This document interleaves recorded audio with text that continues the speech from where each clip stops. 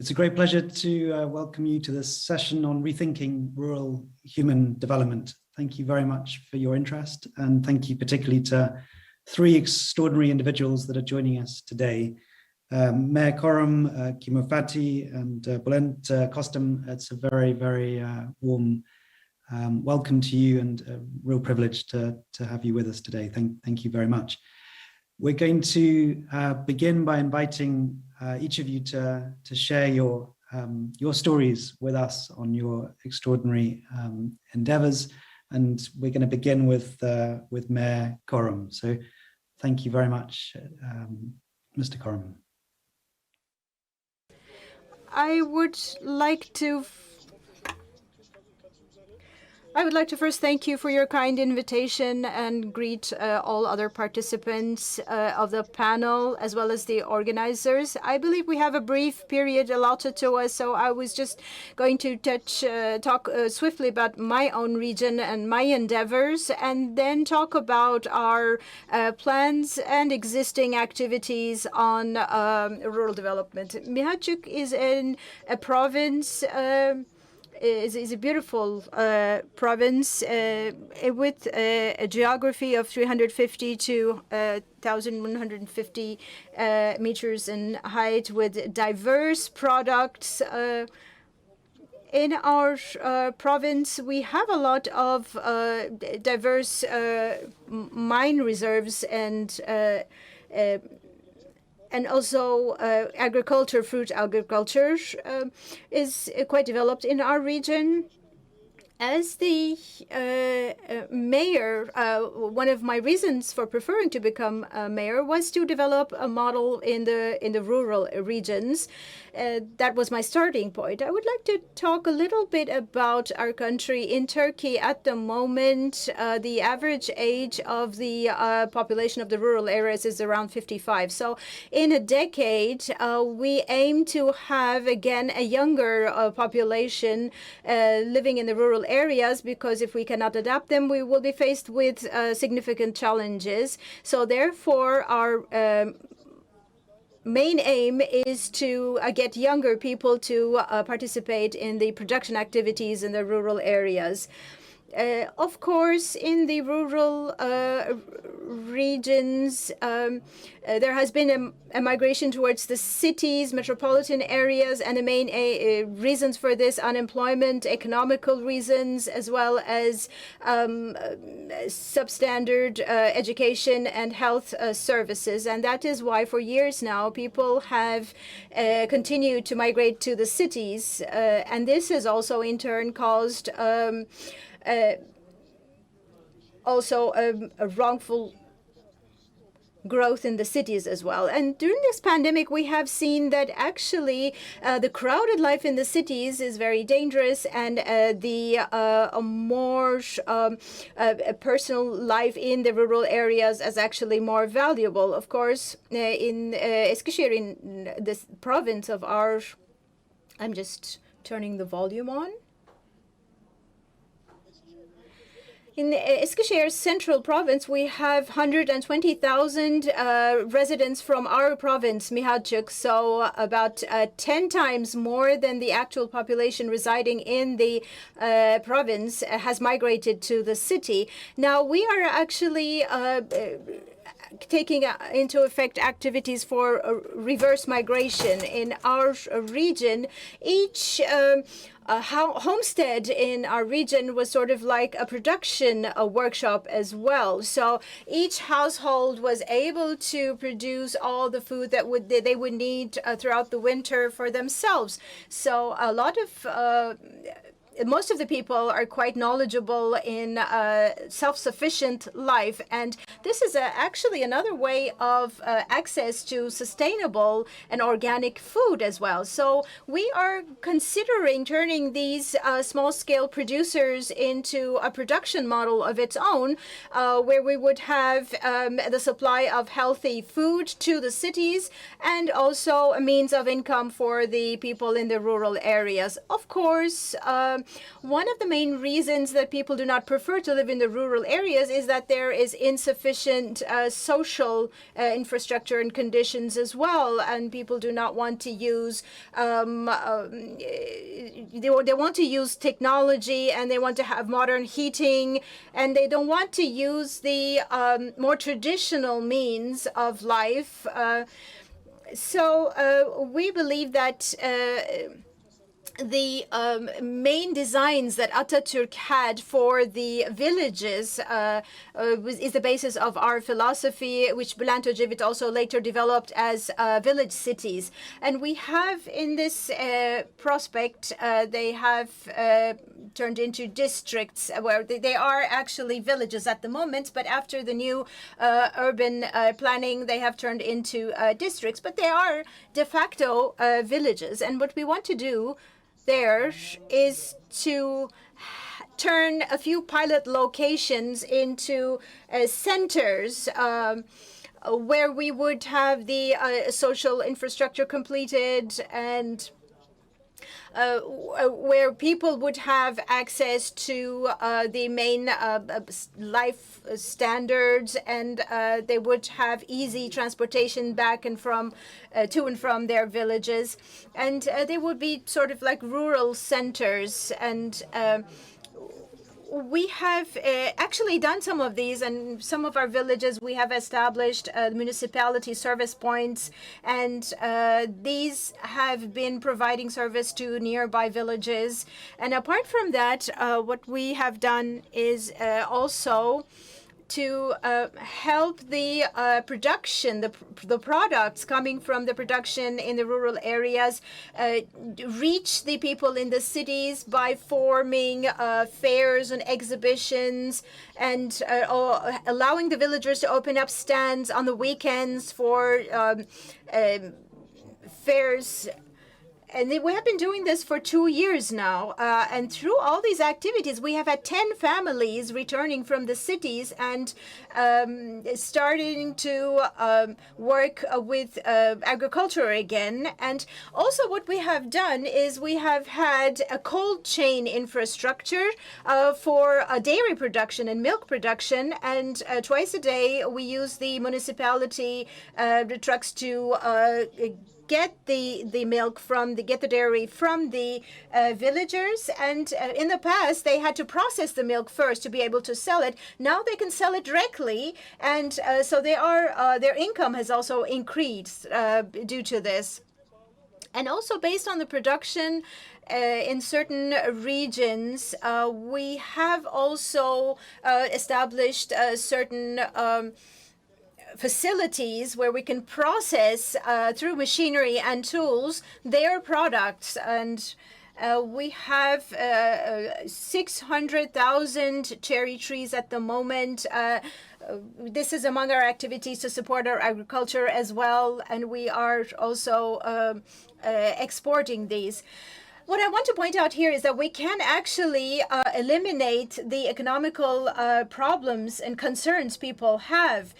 For example, we had one example where we had enabled the production of onions in the land of one of our residents, and these in one season, we have had this resident earn more money than they could have earned in the city through the cultivation and sale of these onions with wet agriculture. So what I want to point out here is that if we are strong in our production cooperatives and our collective work, it is possible for people to thrive in the rural areas, and that's what we have done. And as I pointed out, the social infrastructure is very important, and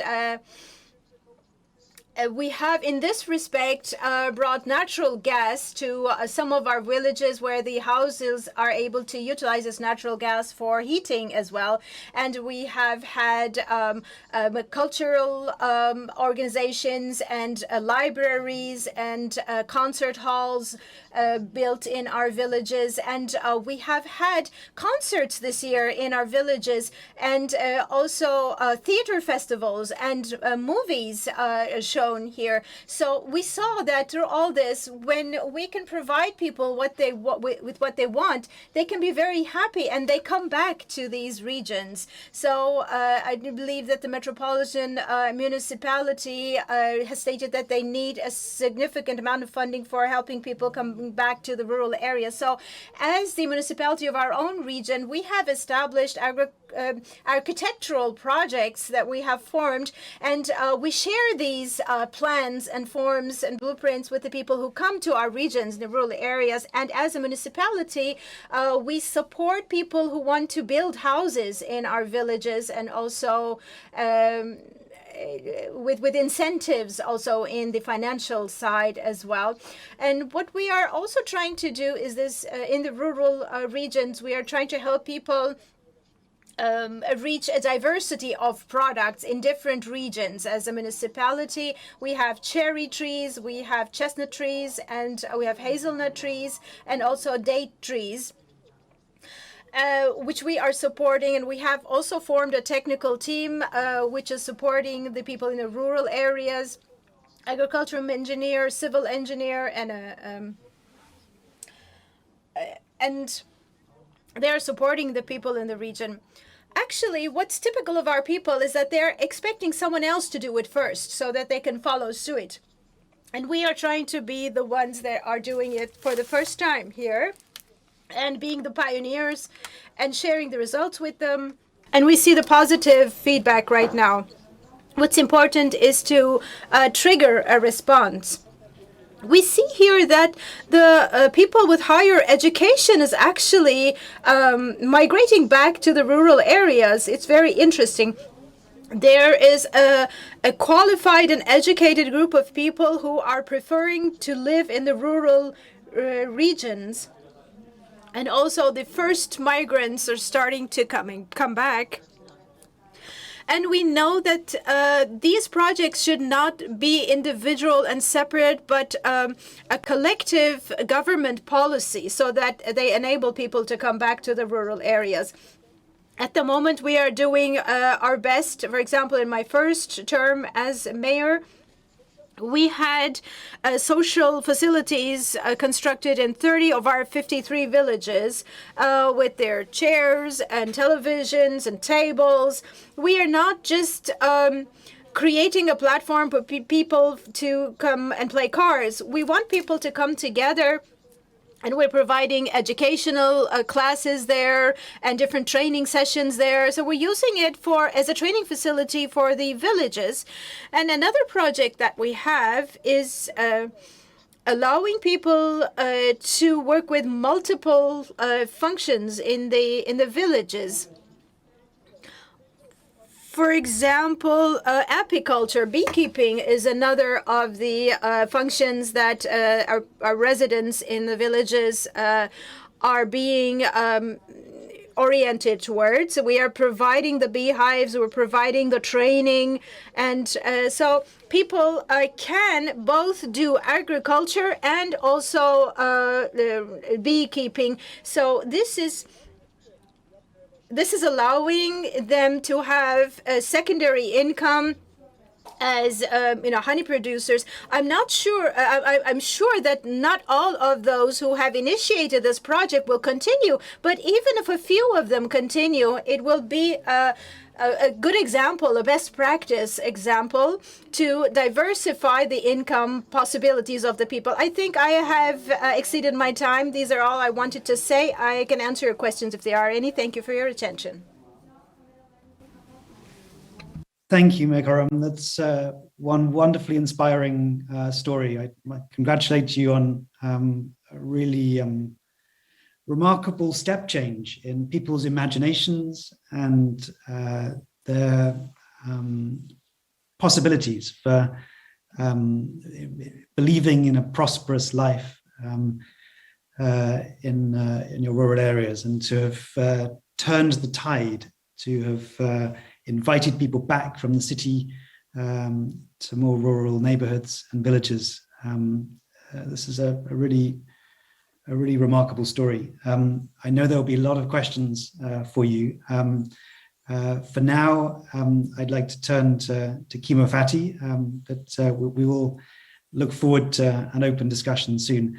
So Kimo, a real privilege to have you with us. I know that you're joining us from Milan, from the Youth Climate Summit, where you're spending time with another young person that we know well, Greta Thunberg, and it's a privilege to have you with us. You've, over the last years in your home country of Gambia, have also been, like Mayor Coram, a real pioneer, believing in the possibility to reverse desertification and to bring back the wild to rural landscapes. So Kimo, thank you for joining us, and I'd like to hand over to you to share a little of your amazing story. Thank you very much, Jonathan. It's glad to be here. And greetings to the Lord Mayor and Mr. Bluent and all the participants joining us. It's good to be here in Milan. Of course, we already know where we are currently in the world when it comes to the pandemic, and that has been because of the actions of humans towards nature. And with the destruction of nature, we have come to experience very serious things like this COVID-19. And of course, we're here to send a strong signal to world leaders, of course, to understand that they need to step up ambition when it comes to climate change. And this has created an injustice in the world altogether, because we, the people who are contributing the least to climate change, for instance, here in the Sahel, are faced with the greatest burdens. And some of these burdens have translated into things that has touched on my personal story, because it is causing millions of people to migrate to urban centers, and of course in Africa and in Western North Africa, our case, to migrate to Europe through the Mediterranean. And in 2016, 8,000 Gambians had filed for asylum in Italy alone. Most of these people are considered economic migrants, but if you look at the thing critically, we are beginning to understand that these people are in fact, climate change refugees, because more and more the Sahel is suffering from water shortages. We've seen, most of vast amounts of land are degraded. And of course, even the places where we grow our staple food, the swamps, are all infested with salt water because of the imbalance of the river and the ocean and the less rainfall that is coming in. So it has caused, more poverty than it can. So as we speak now, more than half the population of the Gambia is concentrated in our metropolitan area. And as small as we are, we're just 11,000 square kilometers.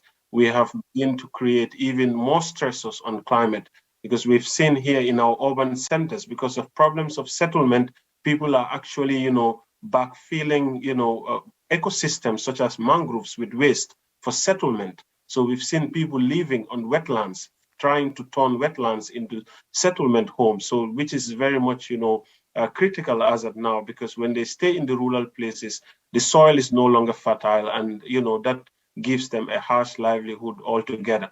So over the years, we've been trying to, turn the minds of the people to shift the farming patterns, the land use changes that is happening, so that they can adapt to the harsh impacts of climate change. And we've been able to achieve this by seeding, agroforestry models, which of course is in direct link with the Pan-African initiative of the Great Green Wall, that is to halt the desert from creeping in. So more and more communities are seeing exactly the harsh impacts of these climate change issues, because in our traditions, people get married and bring in lots of children. 65% of the population here are below the age of 35. So people actually create, bigger families. Some traditional men will marry 4 to 5 women just to have more hands to work on the land. That has been the tradition here. But now all those hands that they have created to work on the land are migrating to urban centers, because the land is no longer productive. We have significant quantities of fertile topsoil that's been washed by wind and water action. So our quest has been, how do we neutralize this, mass emigration of young people from these rural places? Because when they leave, we can no longer even farm the lands. because, you know, at the end of the day, you need manpower to farm the land, you need tools to farm the land. So when these young people go, it leaves the rural population with the elderly people, and we need to find a system of agriculture that can really, you know, work for these people. And agroforestry is one of the ways that can help them, you know, in terms of economic values, and of course, you know, help climate change in terms of carbon sinking and helping to keep the soil in place. So we've been trying to seed this idea in across the entire Gambia to see how best can we, you know, empower these people who are living in poverty and who are facing all these multiple stresses of climate change. And we've seen that it's not been an easy journey when you look at from the rural areas, you know, what their problem is, and when you come down to the urban centers. In the Gambia, I would say that, you know, over the years, we have been working also with municipalities, you know, not just one. We have three big municipalities, metropolitan areas, where we've worked together with three of the mayors to see how best can we find a solution of waste to them.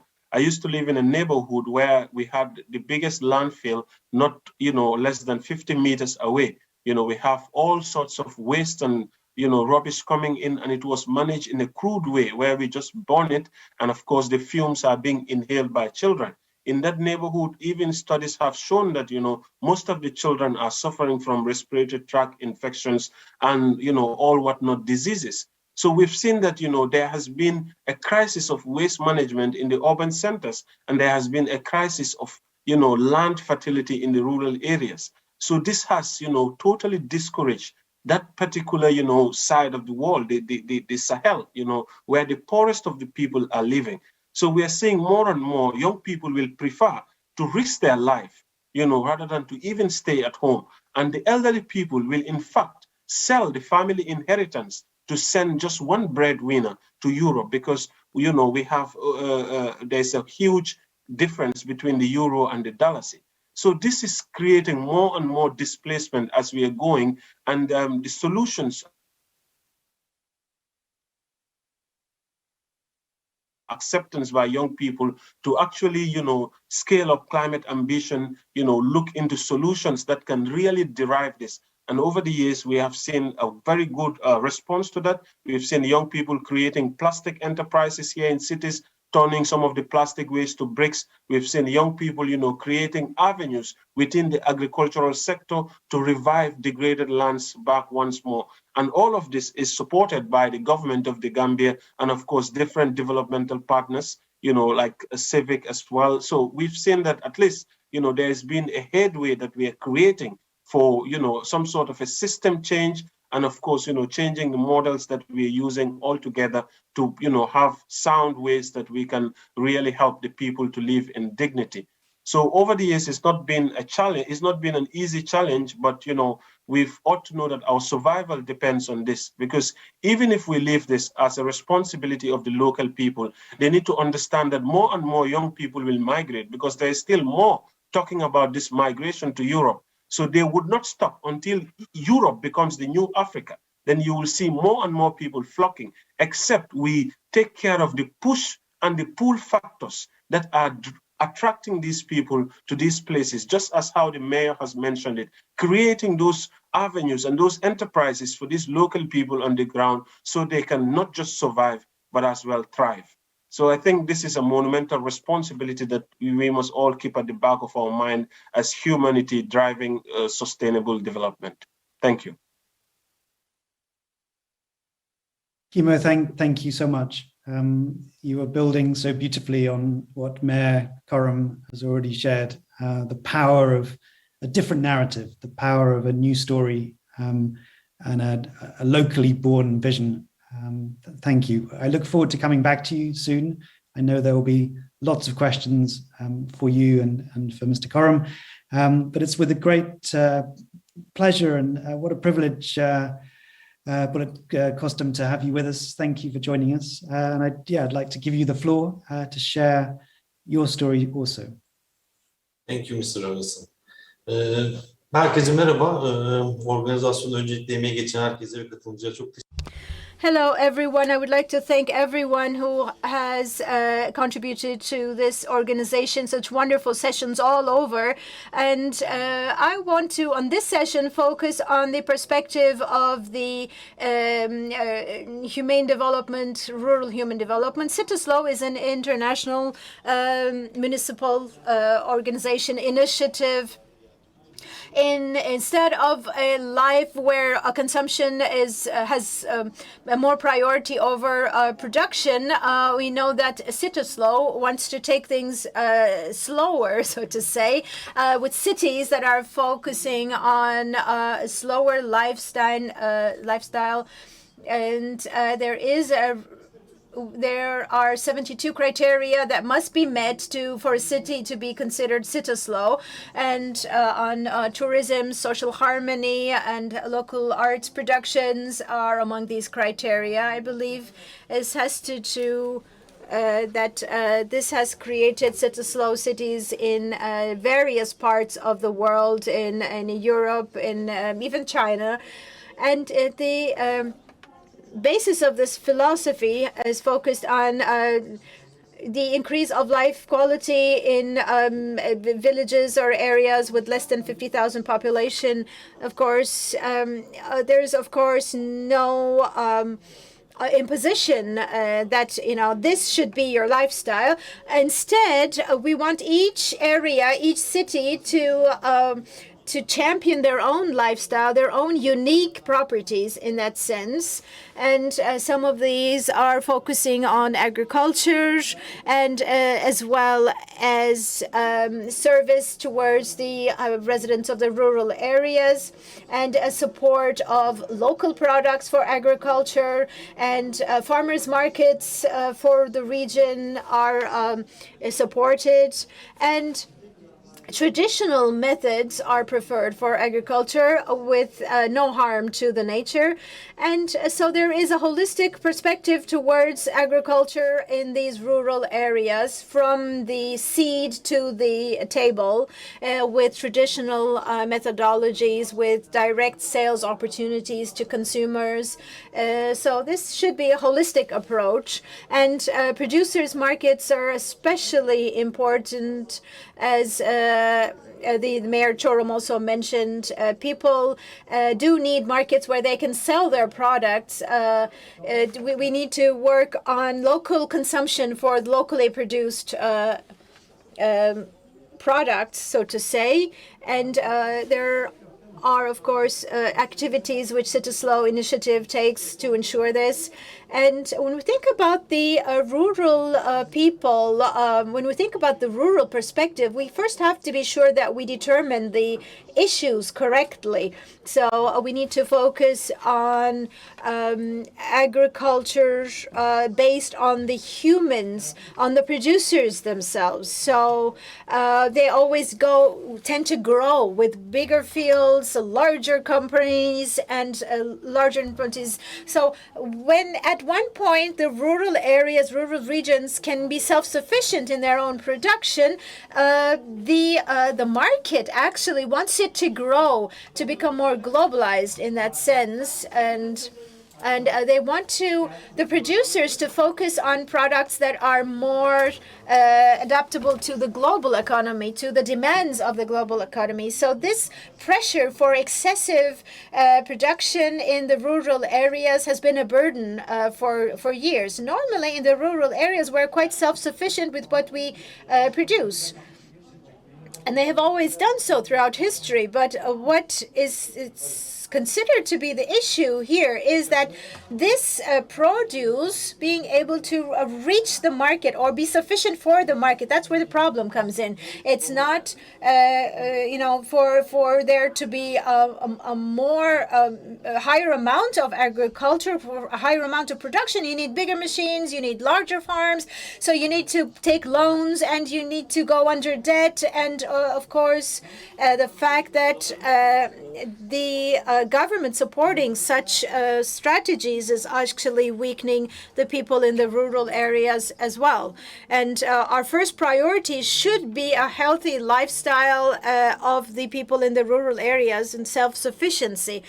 So we should also emphasize that the traditional rural agricultural methods do not mean a backward technology. So it means also they are considered mostly that they are insufficient and not up to date. We need to break this perception. We need to remove this perception because this creates a pressure on the producers in the rural areas. These people who are self-sufficient in terms of their agriculture and their dairy production, they are considered to be a backward people with no technology, and this is a very negative impact on these people. And I believe the groups that are mostly negatively influenced by this is the young group, the youth, and on TV, in social media, in books, in the movies, they see themselves portrayed as people who are underdeveloped and who are, so to say, not good enough because they don't have cell phones, because they don't have access to these technologies. So therefore, they prefer to migrate to metropolitan areas where they work for a very limited income under very heavy conditions. And of course, since the fact that there are not sufficient infrastructure or technology there, less and less people want to focus on agriculture as a way of income. So people actually are considered as robots. So the villagers are considered to be production robots without any need for culture or sports or recreation or anything. So they get up in the morning and go to the field to work the farm and then come back. Why do they do that? Because that's their way of life. And that's the perception. That's the way they are portrayed in their identity. But on the other hand, we know that for them, this art, sports, and culture is a need for them as well in that sense. And these, I believe, are the areas where we need to increase the life standards and life quality of the people in the villages and the rural areas as well. Another topic is that we are determining everything in terms of their price. So, but there are some things that cannot be evaluated through their price. You know, there is this women, the work that carried out by the women in the rural areas that has been present for centuries, that is there but is never acknowledged, that is never seen, and the women who work in the kitchen, in their households, in the gardens, and the biodiversity through these gardens, and the diversity in production through all the activities of the women, the experience of the women are actually lately becoming or being sacrificed to the commodity-driven world or perception of the modern lifestyle, and I believe we should not be doing this. Also, when we think about rural development and agricultural development, you can't really separate it from food because they are basically the same. They're very close. And so when we think about rural development, you have to think about the quality of life of people there. And instead of agriculture, maybe we should be focusing on society and human-oriented agriculture. If you only have a hammer, you will see everything as a screw. So that's sort of what it means. If you have woods around you, you will probably be focusing on the woods that you can cut, the wood that you can get to sell. So that, in the same vein, when you look at agriculture, you are going to see farmers. So we can be healthy. But without further ado, I have to reiterate the fact that we have to employ such techniques because we should be rendering them in ways to turn them into profit by farmers. And at the same time, we have to be protecting cultural diversity, because every single vegetable or plant that you can find in nature, they are reinforcing our cultural diversity. In other words, we have to be, we don't have to be larger or quicker, but we have to be we can be more productive by thinking in more local terms. We shouldn't only focus about profiting in corporations, but we should focus on a healthy diet and healthy nutrition for every single human being. Thank you.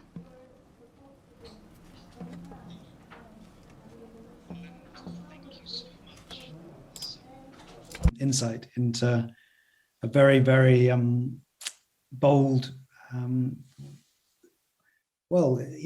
experiment in redefining progress. I think you're countering so many of contemporary trends with such a powerful underlying message of the things that money can't buy. So thank you very, very much. Just want to encourage everybody to ask questions. Thank you for the questions that have already come in. And panelists, please, feel free to ask each other questions. But Mayor, I would love to return to you, Mayor Korum. And we had a question from somebody that has real respect for what you're doing, and they're asking about the role of children and women. How are their voices being heard? What efforts are you making to engage their interests? And do you actively facilitate their opinions, maybe as something separate from more masculine voices in the community? So I'm going to ask for a little bit of help from the translators to return to the mayor in one moment. But Kimo, can I come back to you? Because really at the heart of what you're describing is the beginnings of movement building. You're trying to change a huge populations and the population's mindset from the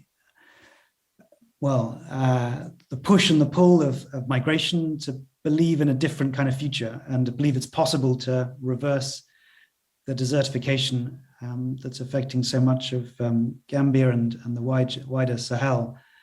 I wonder whether you could talk more about how do you go about building a movement? How do you start a movement?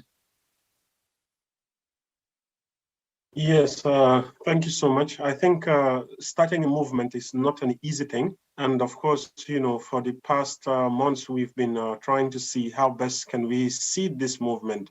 And it comes with understanding the problems that they are already facing and putting forward concrete solutions that can counter every problem every step of the way without, forgetting one crucial aspect. Because sometimes you can have killer factors that once you are trying to propagate a particular development initiative and you have a missing key element, such as, social inclusion, ensuring that, everyone who is within a particular community have a say or have a direct impact of this would be something that would be catastrophic. So for us, our way of seeding this is by joining the Great Green Wall Initiative. Of course, Civic has been working together with the African Union to seed this movement. And of course, our aim is actually to halt land degradation and create more green jobs. And we are doing this on a 5 model approach. And of course, the first one is power, because first of all, power belongs to the people. And how do you give power to the people is by ensuring that they come together to build a consensus on their own future by letting them decide for themselves. So in the Gambia here, we are trying to seed this movement by hosting series of district assemblies across the Gambian northern bank of the river, where we speak to chiefs, alcalos, and of course, governors who are like almost representatives of the mayors within those areas there, so that people can come together from youth, women, and children to sit together and draw on a particular blueprint that would be able to help them to counter some of the most pressing challenges that they are facing, such as land degradation. Then from there, we looked at the second pillar of this, which has to do with money, having to have, these resources directly into the hands of the frontline communities. Those people whose hands are directly into the soil are the very people who are the custodians. But most of the time, we've seen that there is this bureaucracy of, how these people experience or get access to some of these resources is almost becoming like, impossible. So this is also another factor that we are looking at. And the third one will be the models that are unshared. We have a lot of good things happening around the world. Humanity is just a species. So therefore, these models also need to be learned and shared across these places so that people can embed them into their daily activities, and it can ultimately help to boost their production levels. It can also help to, counter some of the poverty stressors that are there. And the last one, the third one, the fourth one will be, ensuring that we have people coming together to symbolize some sort of, an unbroken chain of human cooperation. That means if you build models where we are cooperating, it should then move into saying exactly what these models are doing, the changes that the models are doing, sharing the stories that are on the ground itself. When people share these stories, ultimately, it motivates people to embed this in their thinking, and this will altogether culminate into a movement building process. This is how we are able to, carry this out on a small scale, but of course, which we are looking at, the potentials of replicating this across the entire African continent. Thank you, Kimo.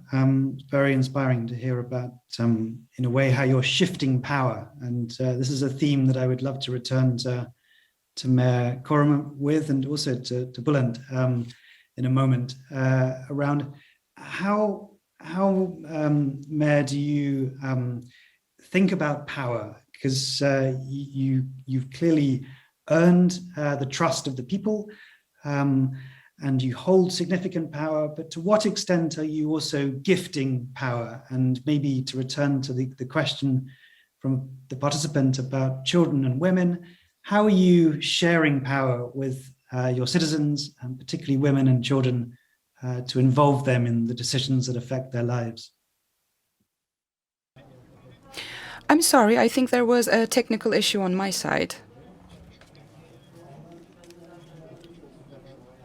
So here's what we do for women and children. First, we have built one center for culture, and we have separate meetings only for women, and we have a women's initiative, women's cooperation, where women get together to discuss about their essential needs, and we ask them about their needs, and what they ask for the most frequently is vocational trainings, things that they can do while they are taking care of their children at home, and about socialization, about how they can socialize. So while we are working on our projects or the next step, we always take into consideration what they are needing. And there are different courses and trainings at this rec center, if you will, for women, about focusing on solutions for their particular needs. Then we get together at schools, and we work at classrooms for similar trainings. And at this rec center, this cultural center, we have separate classrooms where we offer music courses, painting courses, drawing courses, and other courses, particularly about getting ready for an exam to get into the university or high schools, so that children can get together and they can use them as playgrounds. Also, we have one more technical project for children between the ages of 0 to 6. And we are considering their developmental needs, and we are building playgrounds as per these developmental needs.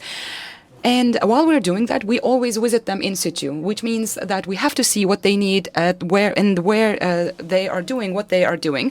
And we are, of course, taking into consideration scientific developments in similar fields. And those are our projects underway right now.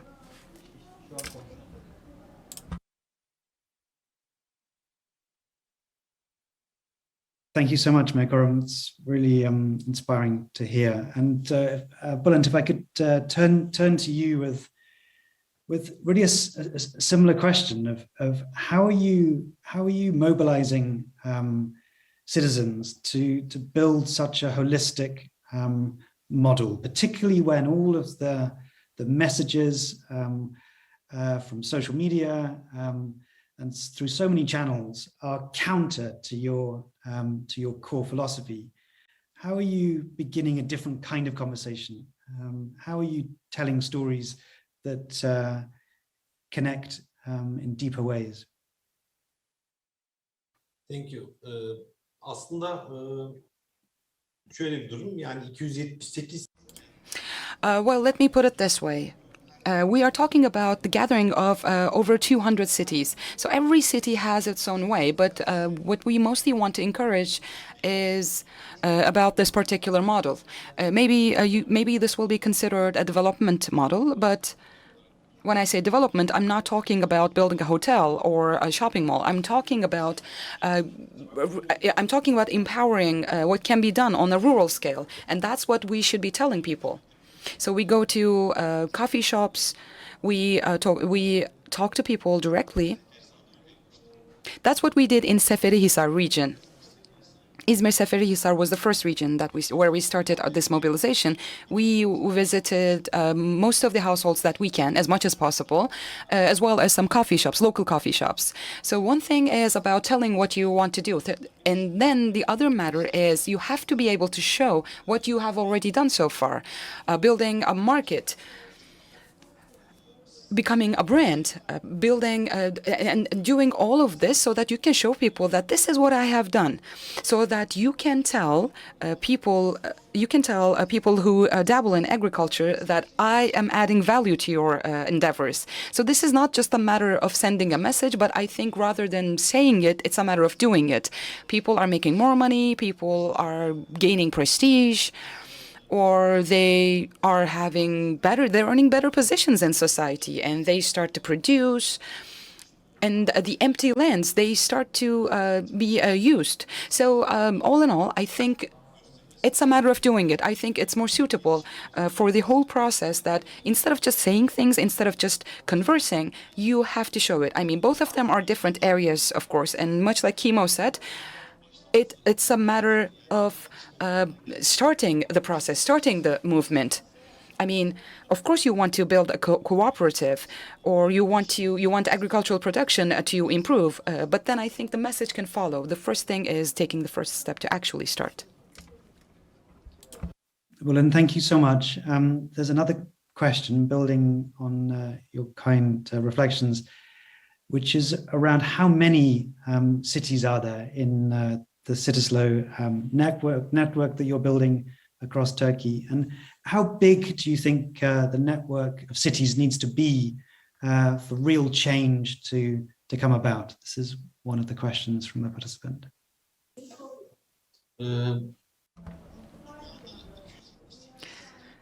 There are 278 cities included in 30 countries across the world, and in Turkey we have 18 cities in our network.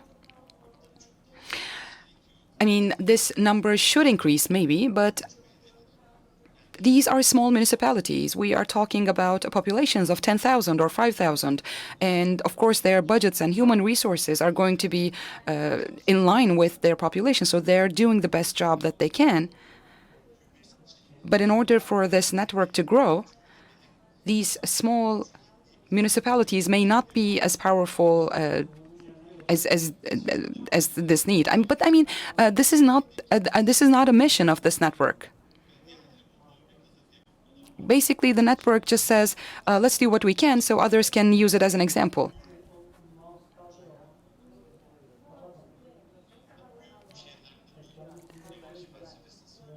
So what about this Cittaslow philosophy that you can use in larger metropolitan municipalities? Because maybe one job that you are doing with a population of 5,000 is going to work, but when you think about larger cities, larger municipalities where millions of people live, of course it's going to be a different matter to work in agriculture. So this is another aspect of our project, of course.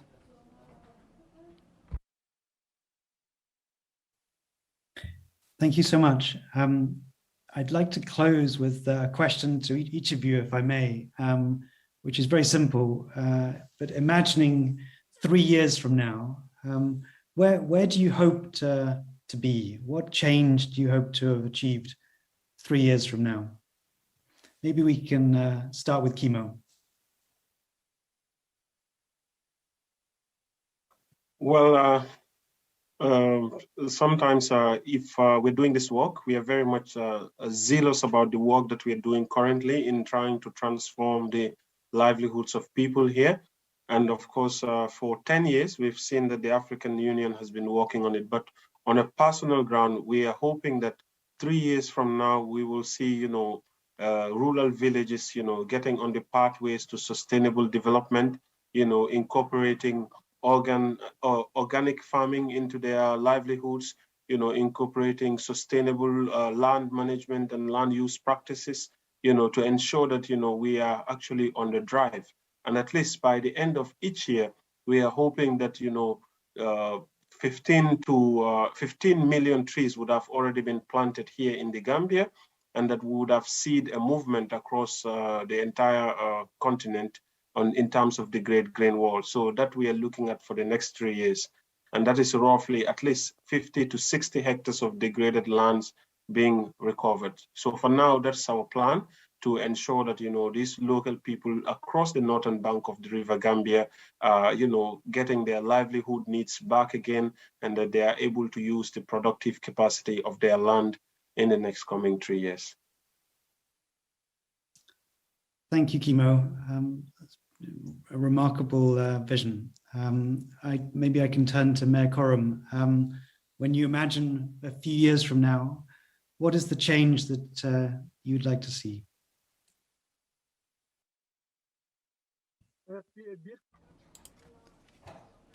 In a few years, we would like to see happy people living in rural areas, people who dabble in literature and with arts, with a better qualities of life.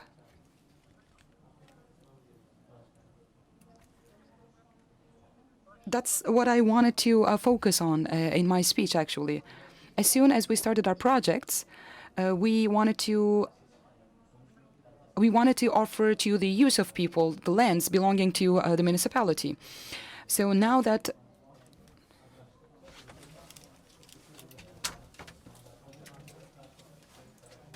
ürünün %10'unu Büyükşehir'e veriyoruz ve Büyükşehir bu %10 ürünü alıp Recording in progress. yaptığımız her şey, yani sadece bizim bölgemiz için değil, tabii diğer bölgelerde örnek teşkil edecek şekilde olmasını ümit ediyoruz. Ve dediğim gibi en büyük hayalimiz birkaç yıl içerisinde insanların hiçbir yere... And our biggest hope is to make people not want to leave this place at all, because they are making a living, they're happy, and they're healthy here.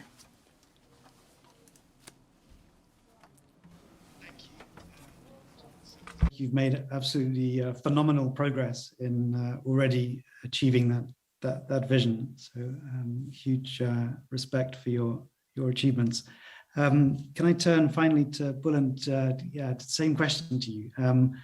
You've made such progress in seeding this multi-sited network and movement and model sharing. Where do you hope it will be in 3 years' time? And as I say this, I know that you consider small as beautiful. And so there's a little irony maybe in what I'm encouraging you to think about. Do you want to be big, or how does this work 3 years from now? Yes.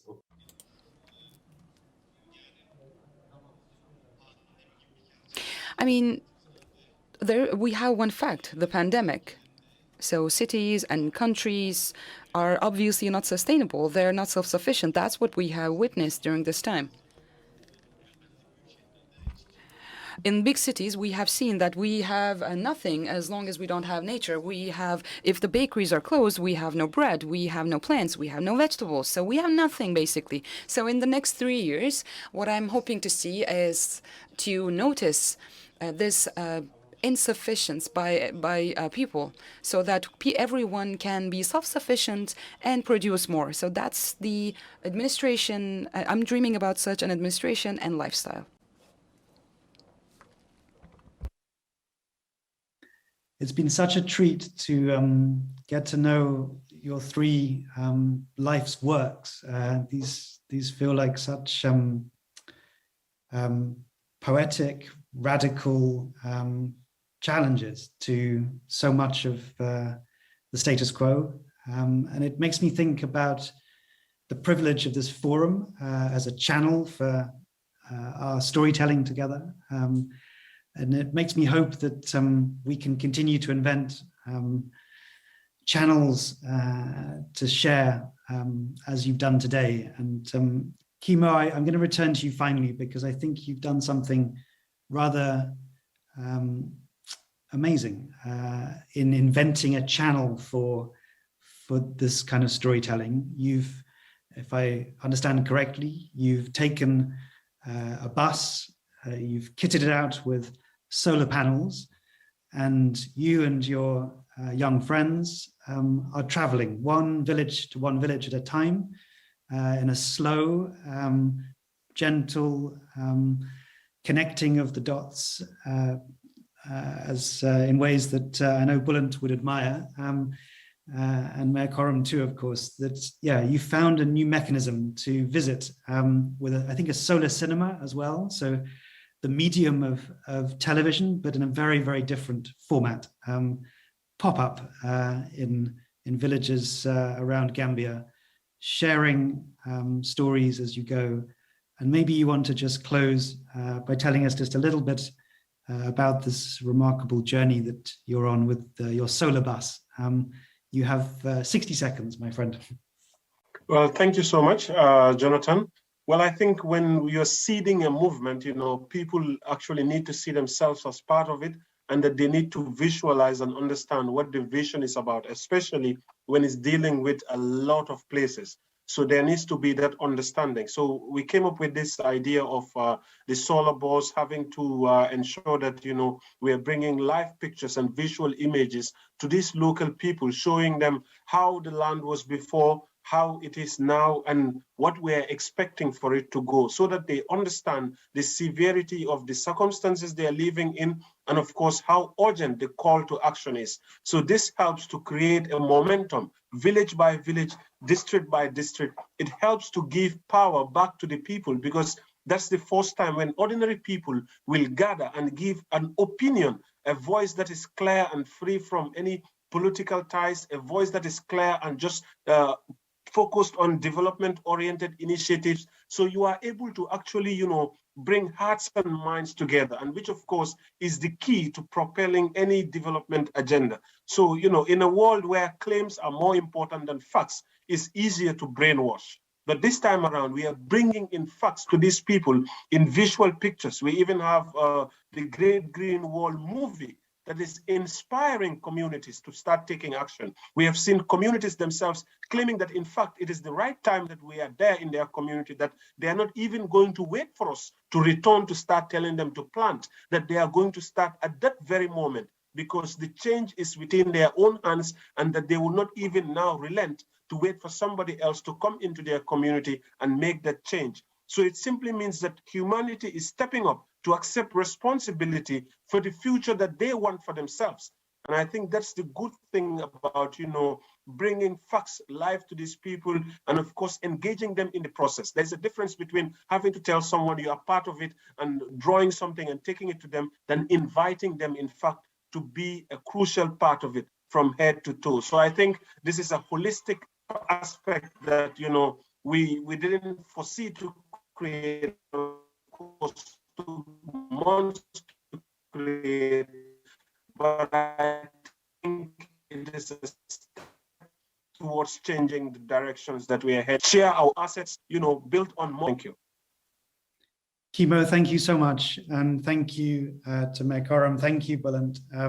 What a special hour together, and what an invitation to a different mindset, different appreciation for the beauty of our rural communities.